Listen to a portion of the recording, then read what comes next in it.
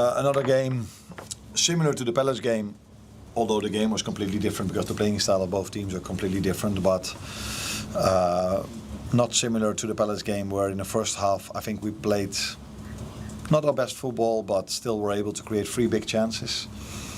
They've only had one and they've immediately scored it, which was completely different to the Palace game, where Palace created a lot of chances in the first half.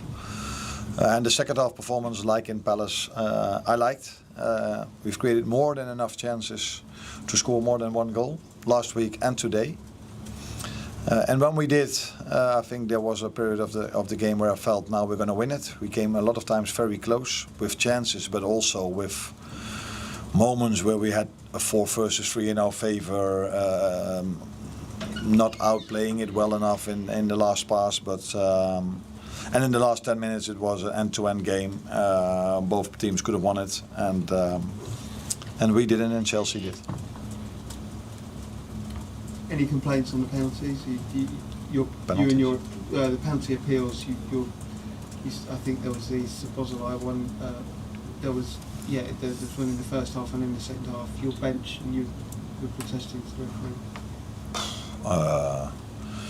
I think you mean in the second. The Reece James. The second half when Alex tried to go for the ball and he felt an arm in his head. Yeah, unfortunately we don't play Champions League because this week in the Champions League there was a penalty. But we play Premier League and there are different standards, so we can't complain about that. It's I haven't seen it back, by the way, but if the ref and the VR says it's allowed, then it's allowed. So, you always feel a bit. Frustrated, maybe that's the right word, if you've conceded a penalty like this during the week, but that's not fair because that's 2 different competitions. Hi Arne, is it fair to say you're still searching for balance? It seems to be like you're creating chances, but there's maybe gaps in midfield, and Chelsea can play through you at times. Is there still maybe gaps that are emerging because the players don't have connections or new ones? Yeah, but I think if you play the style we play, so a high press, and the style Chelsea plays, a high press, it would be a complete surprise if both teams, with the quality that both teams have, that they never play through your press. So that would be unrealistic. So you go here to Stamford Bridge with them having 8 injuries. So you're like, this can be positive. Then probably they don't have the options from the bench, but they did still have a few good options from the bench to impact the game.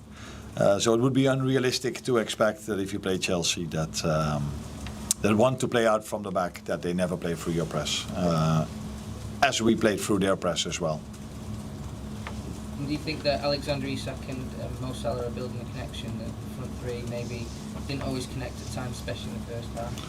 The more they play together, the more they will connect. But the first half, what we had to do better, and I think that's what you saw in the second half. Already a little bit from the start, but especially after I had to take Konate off because he felt his quad.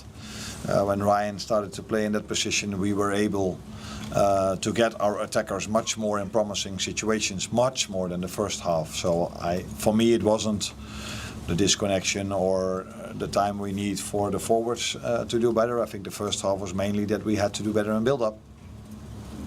And that's what we did. More and more in the second half, and that's why we created also so many good moments, chances, and moments that we could have created much more.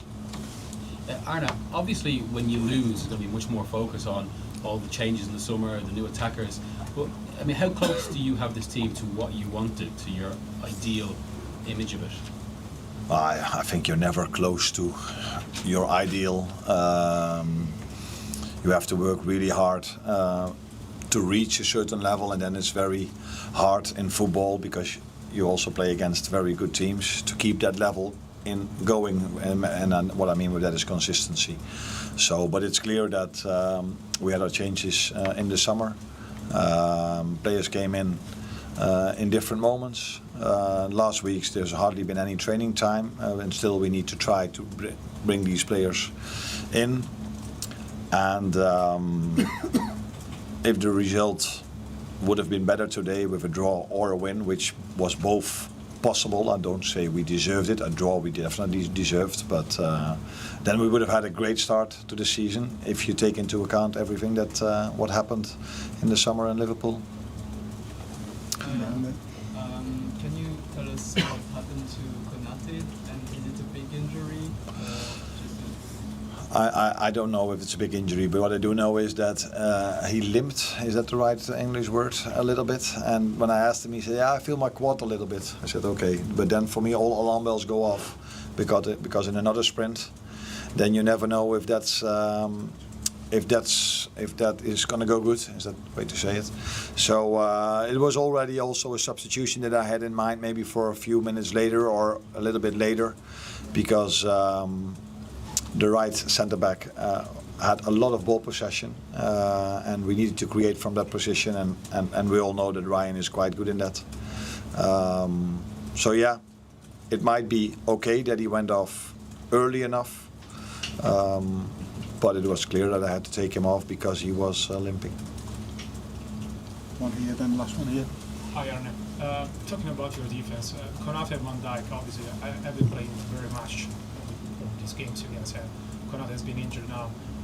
How do you think you can rotate more the centre backs? How you can do this? That's not so easy to put someone else in. That's the way to rotate. But yeah, if I rotate against Galatasaray, people complain that I rotate. So yeah, it is a risk of playing. We were just talking about Konate. He's playing 3 games now in 7 or 8 days with 4.5 hour flight up and down. So yeah, that's true. But yeah, that is the balance you need to find. Playing a tough game against Palace that play only long balls, and every ball, every corner kick is dangerous. So you need long and strong defenders. And I think if you play Chelsea away, you also need 2 centre backs. But when we were 0-0 down, I took the risk, if you want to call it like this, to play with a midfielder as a centre back. Hi Arne. I know you mentioned in midweek about resting Mo Salah and the minutes he's had, but today he seemed to snatch at a couple of chances. Do you think the team are kind of missing that clinical cutting edge from him in this sort of moment? Yeah, now that's then interesting. So did he create today so much because he didn't play during the week, or did he miss the chances because he missed a bit of sharpness that he could have had if he would have played against Galatasaray? We will never know. What I like is that we brought him many times in the position he would like to be in, and I would like him to be in, because he's shown in his career and since I'm here that in those positions he can score goals. And I think today he had many opportunities